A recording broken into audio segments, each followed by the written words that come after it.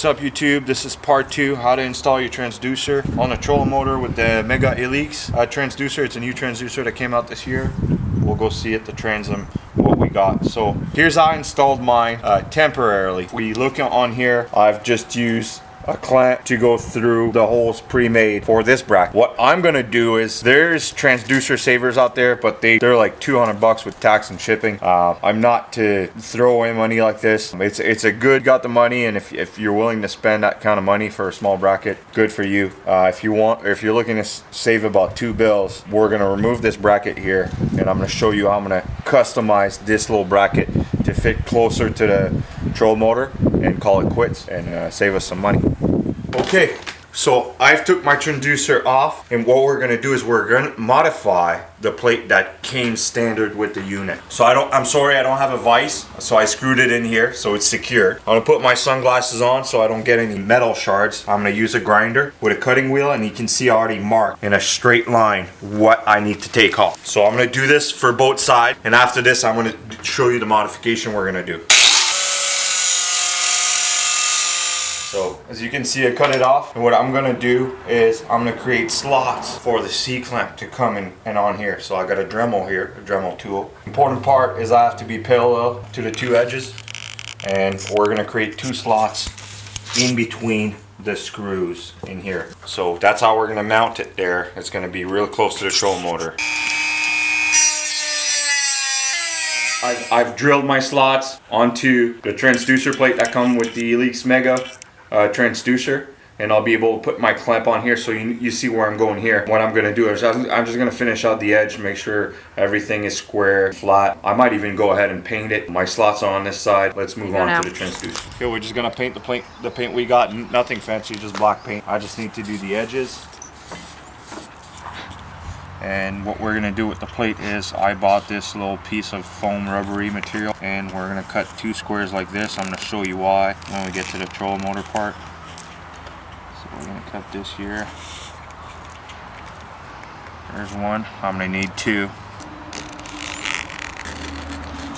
So I got these 2 pieces, and we'll show you what they're useful for. Okay, so I let my plate dry. I'm gonna finish screwing in the last screw on here. So I'm tight here. I need to figure out where I'm gonna want my transducer, because I'm gonna put my clamps on. So we got 1 through. Got the second one through. So remember the little rubber mat we cut? We're gonna put it on here so I don't get this scratch, and the paint won't start peeling like this. What also this offers is, it's going to be much more stable. It absorbs some of the vibration from the troll motor, and it's rubbery, so we shouldn't get interference either. So we're going to install it like this. This is where I'd like to be, right about here. I've got my rubber mat installed.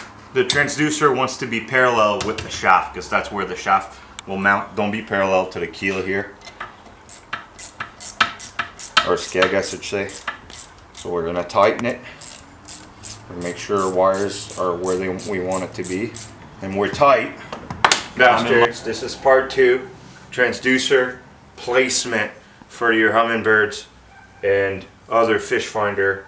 Like I said, this boat I purchased the boat last fall or early spring, so it's still a new boat to me. I only took it out a bunch of time, but I had different units before. Now you can see the gentleman that had the bolt before drill through the transom. Yuck, disgusting. Drill through the transom and had his transducer come out here, which was a side imaging transducer, come out here, and the way the transducer would lay out would be touching this. So when I would graph, I'd be marking this, because your side imaging would go like this, right? So I'd be hitting the jack plate mount. Now, transducer, you can use a transducer saver. These guys ask for hundreds of dollars to have it mounted to your jack plate. See, I got previous holes. I'll show you. I got it right here. So this is only the upper part to attach to your jack plate like this, and your transducer would come here with another part that's $169 USD.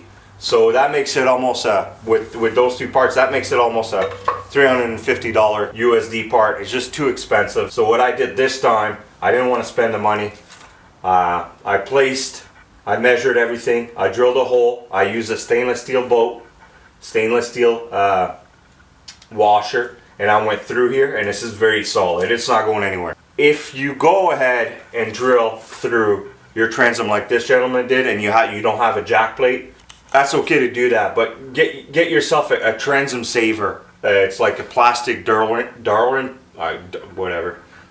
place. It's like compacted plastic that you drill once, and then you can drill through that instead of the transom after you get different transducer. This is the wrong way to do it. If you hit a branch over time, if you hit a stump, it'll rip off, it'll wreck my transom. I'll have it here. If this breaks, the bolt will break, and I got an attachment up here where the cable is, and you know, my transducer is just gonna dangle here. It's not gonna get chopped off by the prop. Yeah, that happened to me before. So that's how I mount my transducer. When you're using a side imaging transducer, you don't want nothing coming in the way. So nothing is in my way here. We're good. My motor's not gonna touch this. We test out, so we're good. So that's how you place your transducer.